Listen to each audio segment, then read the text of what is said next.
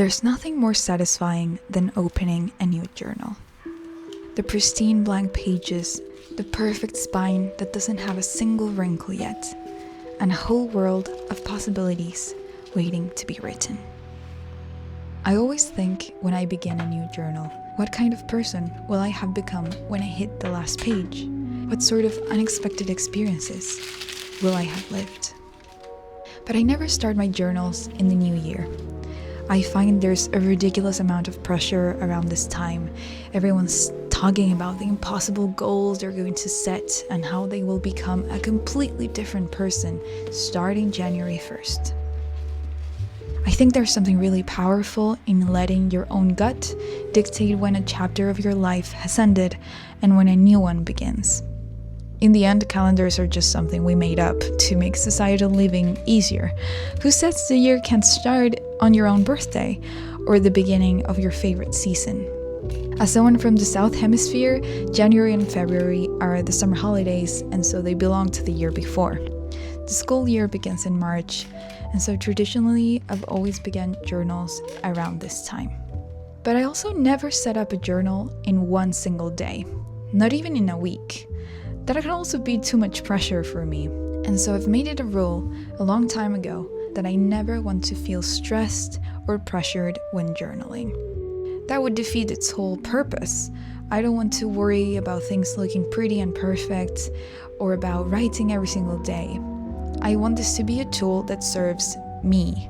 I began setting up this journal in February, and as you will see by the time this video is released, it took me a couple of months to finish setting it up. Just like books, I begin by leaving a few empty pages at the beginning. These will be the front matter or the preliminary pages before the actual story begins. Since I've been doing this for a while, I know I only need 3 or 4 pages to do this, but I used to do up to 10 or 20 empty pages before my first entry. I found that it made that first time writing a lot less intimidating, because technically it's not the first page, right? My style of journaling is also very flexible. I treat it as a diary, a junk journal, a scrapbook, a sketchbook, and even as a commonplace book sometimes. I write about what I've lived, what I've learned, and sometimes I don't write at all and let pictures and drawings speak for themselves. I know some people prefer to keep all of these things separate, but I found when I did that, I never actually used, say, my designated commonplace notebook. Instead, I treat my journal as a radiography of all my life. Some pages are filled with heavy feelings, some with silly collages, some turn out ugly, and I tear them up.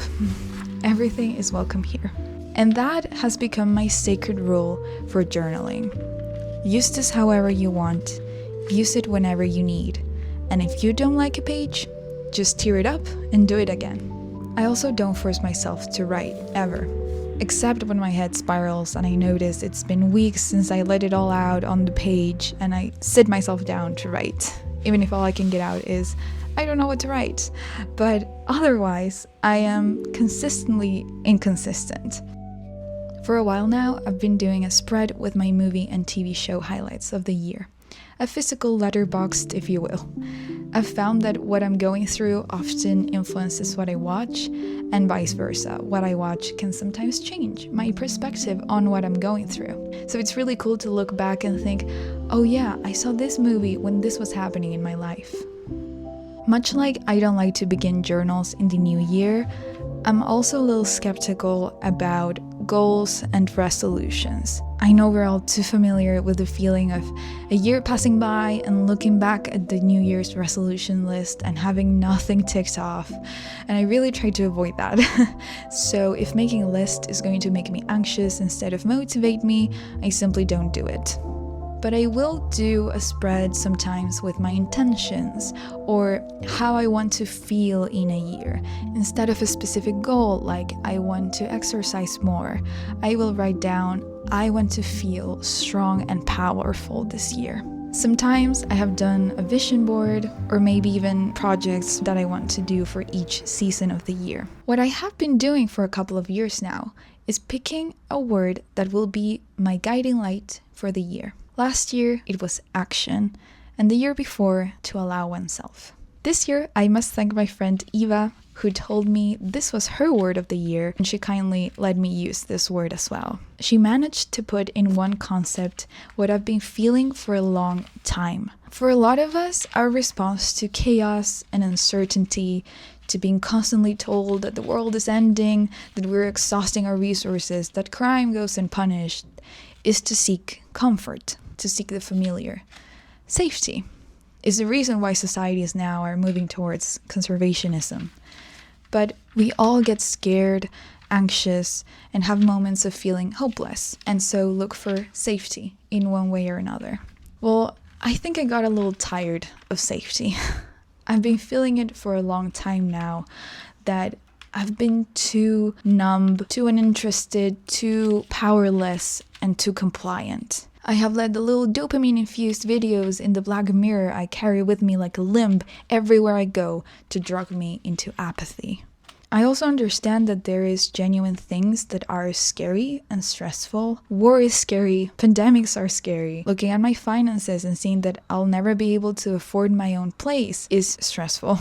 But falling into the trap that all you can do is accept your fate and search for gold in the slot machine of social media and treat yourself with collectibles and clothes and that new trendy drink that you definitely don't need but makes you feel for a second like you are in control is simply pathetic. Real control is dealing with the gambling addiction your phone has become. Real control is choosing what you give your attention to.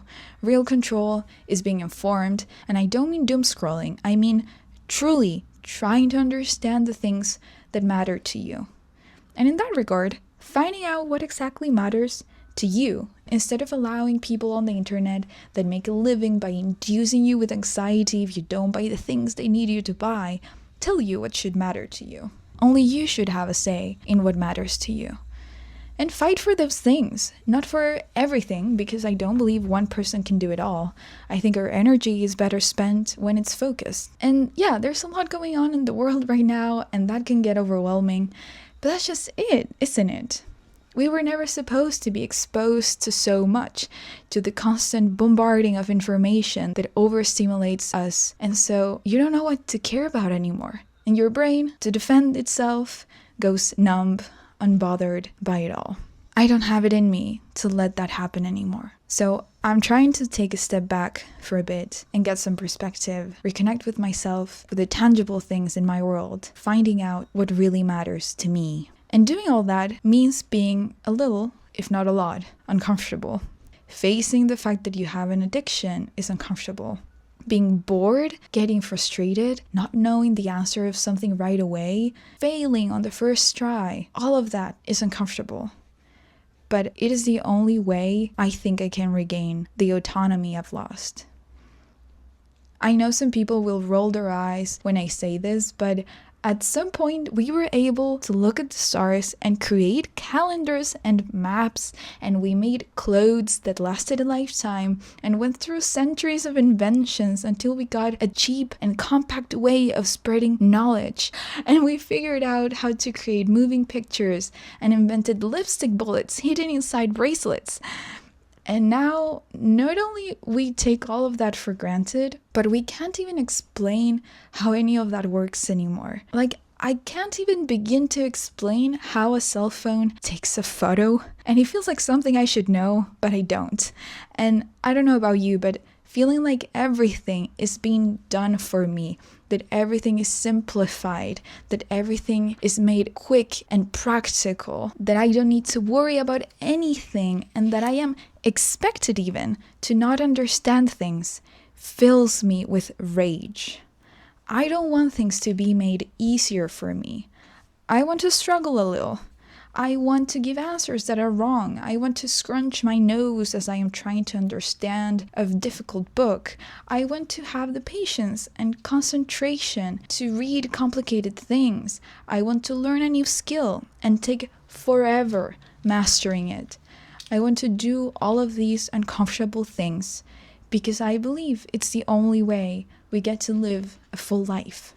And I am not even mentioning the thing we're all thinking about. I think these things take away our independence to think for ourselves and That is the only power we have. When things feel so unsafe and so unpredictable, when you feel like there's nothing you can do to make the world better because truly they are often beyond your control, isn't it the bare minimum to fight for our own mind's sovereignty? And maybe write by hand for a bit, you know? They say it's healthy for your brain. I don't know where this new journal will take me, but I hope I fail terribly, embarrassingly, again and again. I hope I learn a lot. I hope I laugh at my own human errors and celebrate my little human victories. And I hope when I finish this journal, I will feel a little bit more comfortable with discomfort than when I began. And to you, thank you for being here, just as you are.